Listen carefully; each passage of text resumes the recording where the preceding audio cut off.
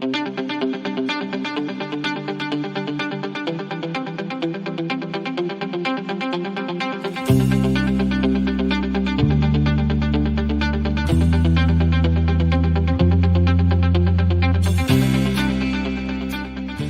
and welcome to another live episode of the Energy Detox, a petroleum-based blend of leadership conversations guaranteed to boost your professional and personal output by flushing away the hidden and often toxic barriers to peak performance.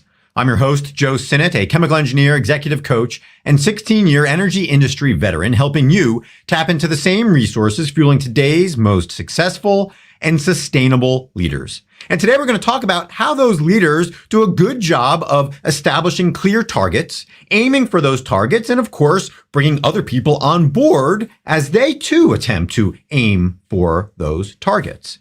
And to drive today's conversation, we're going to look to basically what is an unlimited number of headlines out there that talk about companies within the energy industry who have aims, who have targets. And of course, some of these targets many people are casting stones at because they are far-reaching. They are long-term. In some cases, they are incredibly vague, even if they have some specific numbers in them, with one number in particular being a most common one. And of course, that is the number 0. Net zero emissions, net zero targets, carbon neutrality, whatever you want to call it. There's a lot of headlines out there that talk about companies and governments and other bodies who are aiming for net zero emissions at some, in many cases, far distant time in the future. And I could have filled today's screen with such headlines, many of which include the word aim, aiming, targeting, looking to accomplish whatever. But I chose 3 this morning in the interest of time to go ahead and get this kicked off at a regularly scheduled hour, a few minutes later than usual. And the 3 headlines I have here are: 1, President Biden's claim that, again, by 2050, we, at least as federal, from a federal standpoint, are going to aim for carbon neutrality.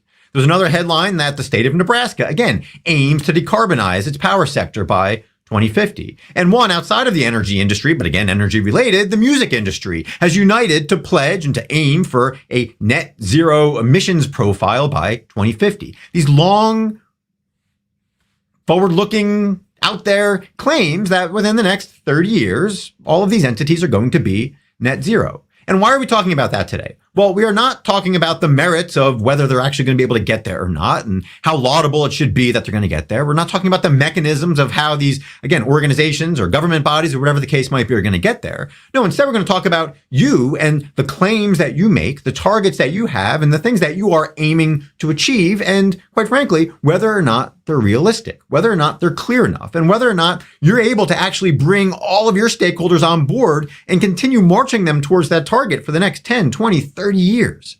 And driving this conversation is not only these headlines that, again, pop up pretty much every day, but it's also the fact that today is National Cat Herders Day. And for many leaders like you, as you have these moving targets, as you have these different aims, it might, of course, feel like you are trying to herd cats, and for good reason, because in many cases, the targets are shifting, the goals are shifting, the language is shifting. And for many of your stakeholders, it's tough to keep up. I would argue for you, it's probably tough to keep up at times, especially if you're working for an organization who seems on a, every 6-month basis to be shifting its goals, shifting its language. You might not even know if your company is targeting 2030 for net zero, 2050, 2040. And again, that's not to knock the ambitions of these companies, but merely to point out the fact that many stakeholders, especially internal stakeholders, just simply can't follow. And they're running around like cats. And your job, of course, is to herd them. But that takes energy. In many cases, it takes time and it takes money to bring everybody together and keep them focused on a target that, again, might be moving one way or the other. The third thing that we're going to weave in today's conversation, because again, we like pulling together seemingly disparate headlines and fake holidays and things of that nature. And today we're also going to bring in the fact that 4 years ago, AOL Instant Messenger, died. It was killed off after a 20-year life of some ups and downs, peaking there sometime in the mid or to early 2000s, perhaps. And of course, if you're familiar with AOL Instant Messenger, you know that it was a pretty revolutionary communications tool. And again, I could spend the next probably 30 or 40 minutes talking about AIM and the impact that it had on my life as a teenager and young adult, and certainly the impact that it's had on many lives of millennials out there who are in the workforce and who have since graduated to other forms of communication that have since replaced AIM, including, of course, Twitter and texting and Slack channels and all of that. But the reason we weave and, if not force, AIM into the conversation today is because, again, AIM died at the age of 20. It had a very useful life. It again, made a very big impact on how people communicated. But at the end of the day, its usefulness came to an end after 20 years. And again, using the AIM acronym, if you will, can bring us back to you. And what are your aims? Are you unwittingly killing off aims of yours because, again, you're running around like a chicken with your head cut off, or you're running around like a cat herder? So we're going to try to take all of those things to, as always, each morning, ask you questions that will help you continue moving forward, to help you avoid getting stuck, and quite frankly, to help you, from being looked at as a leader who simply has these vague targets, these ill-defined targets at times, or in some cases, no target at all, but yet you're there acting busy, spending money, using your time and your energy and your people's time and energy to no avail. So with that being said, let's jump into the first question today, which is prompted by a quote from the movie The Patriot. Actually, in fact, we're going to go with a different quote here to stay in order. And that is a quote from Zig Ziglar. And that is, if you aim at nothing, you'll hit it every time. If you aim at nothing, you'll hit it every time. And again, there's variations on this quote out there. Whether Zig Ziglar was the first one to say it or not, I don't actually know. I don't actually care. But for you, it begs a question this morning, which is, how well can your stakeholders articulate your supposed goals? What are they aiming for? What are they moving towards? How many of your individual, whether they're employees, whether they're customers, whether they're investors, whether they're board members, whether they're colleagues, whether it's your boss, how many of those people can actually define what your goal is, what your organization's goal is, what your team's goal is? Because if they can't define it, then it might look to them like, again, you're out there just aiming for nothing. You're tossing darts out into the wind or shooting arrows or whatever the case might be. So ask yourself, how well can others articulate your supposed goals? You might be able to in your mind, or perhaps in your, in your whatever the equivalent is of an away message these days, your profile, your Twitter profile, your LinkedIn profile, whatever the case might be. You might feel like you're articulating your goals and what you bring to the table and what you're looking to achieve. But can other people see that? Can other people understand that? Or to them, does it look like, again, you're just shooting blind and you don't have a target and you're not focused? Because again, this quote from Zig Ziglar is pretty straightforward, right? If you aim at nothing, you'll hit it every time. If you're, again, shooting a basketball towards the hoop and you're not looking, you're just, throwing it in the general direction, well, again, what do you expect to do? You might get lucky once in a while, but for the most part, you're going to hit nothing. You're not going to achieve your goal. You're not going to score. You're not going to win. So again, ask yourself, how well can others see in you a clear goal, a clear aim? Because if it's not well defined, if you don't have that mission, then again, it's doomed to fail.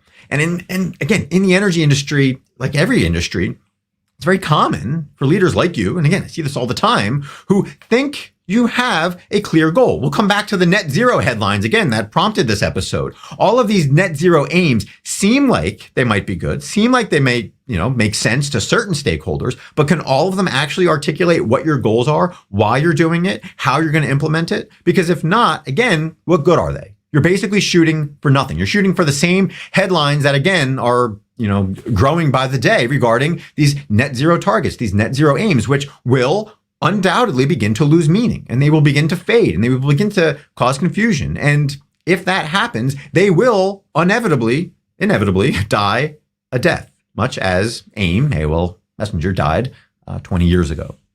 With that being said, we'll go on to the next question, which is, what's holding your team back from taking the shots needed to secure victory? So let's assume for a moment that you do have a clear target. You do have a clear overarching goal. You have convinced everybody that whether it's net zero targets or whether it's some stock price target or whether it's some production target, whatever the case might be, you have goals. You have clear goals and you've clearly defined them, and you've got all of the internal and external communications to back that up, which then begs the next question, which is, well, what's holding your team back from taking the shots, the steps necessary to secure that victory?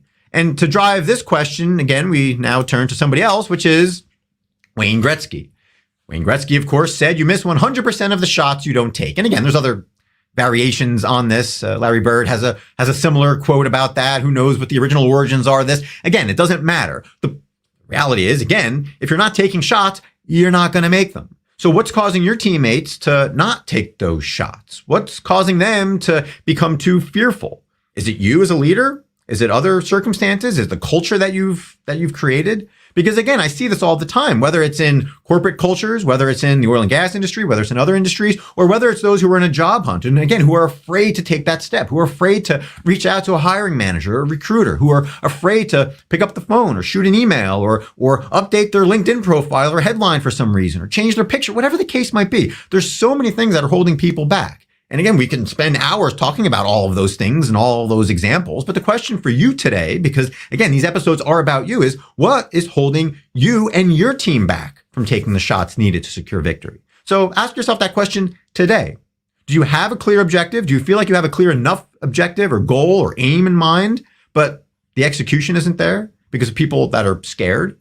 Because perhaps the goal is too well defined. It is too lofty. It is too scary and big and bold for some people. And again, if that's the case, you might want to ask yourself whether, you really want to be surrounded by those people, but you also need to acknowledge that they exist. And some people might be too scared to take a shot that could perhaps throw them slightly off course, or that might not follow what is perceived to be some very clear-cut plan when in reality, the plan probably is more flexible and meant to be more changeable and swervable and whatever word you want to make up than they might actually appear to certain employees of yours or stakeholders. So again, ask yourself, what's holding them back? Is it you? Is it the culture? Is it bad communication?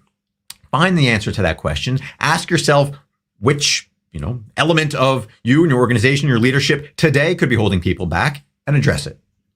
And the third question today is from the movie The Patriot here, and that is aim small, miss small. Again, another quote that probably didn't originate from the movie The Patriot and Mel Gibson. In fact, I think it was somebody on set who actually was talking about aim small, miss small, when talking about some of the approaches to firing guns in the movie.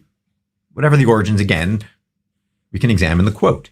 And the quote there leads us to our third and final question, which is, how well can you shift between big picture targets and discrete intermediate steps? Because the idea behind aim small, miss small, of course, is, again, the more focused you are, the more likely it is that you're going to hit your target. It goes back to the first quote and the first question, which is, again, if you aim at nothing, you're going to hit it every time. And this is another take on that, of course, but it is meant to make you, all right, say, look, you're on a path. You've got a clear path. You've got a clear objective. You've got a team in place that could do things. You're feeling good about yourself. But now when it comes to execution at each step along the way, are you focused enough?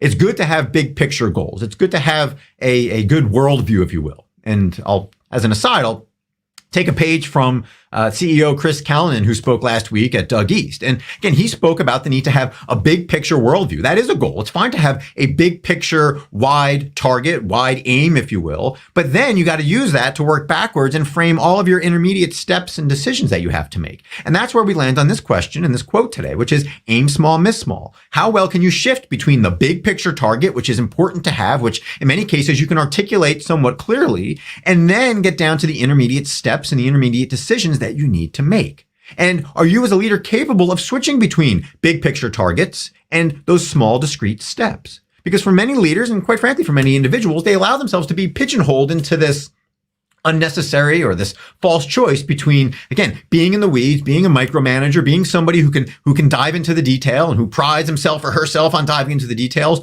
or somebody who's able to just think big picture and not sweat the small details. People almost wear these things as a badge of pride, when in reality, you don't want to live on one extreme or the other. You want to be able to ask yourself at each step along the way, which approach you need to take. And in turn, encourage your people, your employees, your peers, your colleagues, your bosses, whatever the case might be. You want to be able to encourage them to also switch between thinking big picture and small picture. But the reality is, for many individuals, and quite frankly, probably for you at certain periods in time, you're not able to do that. So ask yourself today, how well can you shift between big picture and small picture? Are you finding it difficult to go from one extreme to the other in some cases? And if not, why not?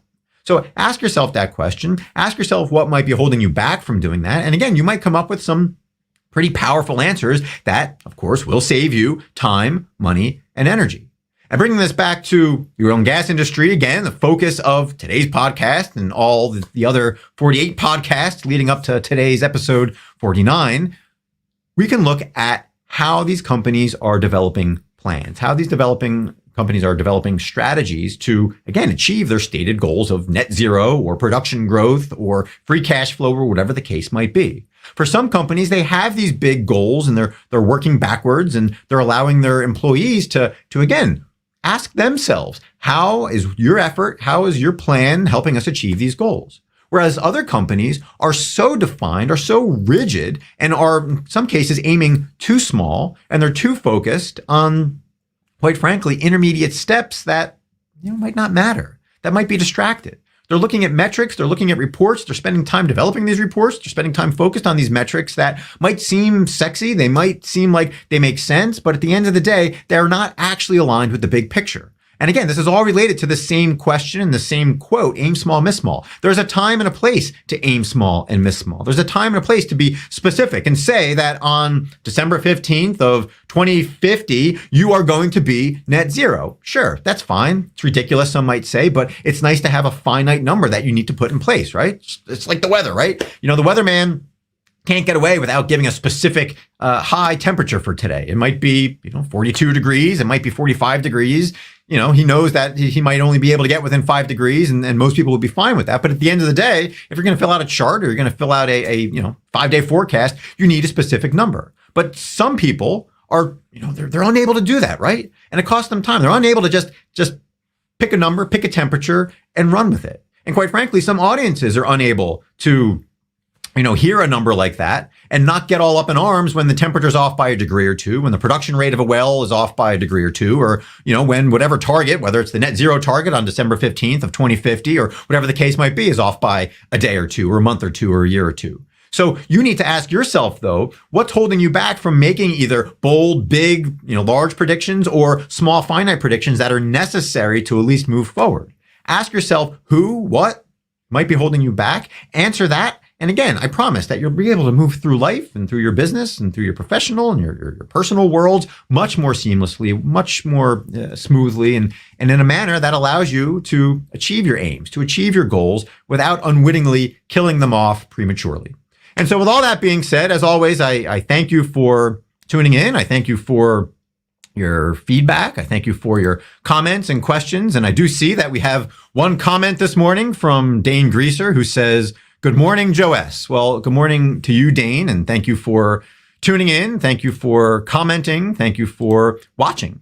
Because again, nobody were watching and nobody were listening. I'm not sure that I would devote the however long we've been going on here, 15, 18 minutes this morning. So with that being said, I encourage you again to ask the questions on where your focus is, where your aims lie, and whether you're doing things unwittingly that could, quite frankly, be causing premature death. And so with that, again, thank you for tuning in. I hope you have an excellent rest of the day. To kind of weave together today's theme regarding AOL Instant Messenger, I will divulge here at the end, for those of you who are still listening, that my AOL, my AIM handle was Joey Irish 05. So with that, Joey Irish 05 is signing off from this live episode of the Energy Detox. And of course, I encourage you to tune in because we will BRB tomorrow morning.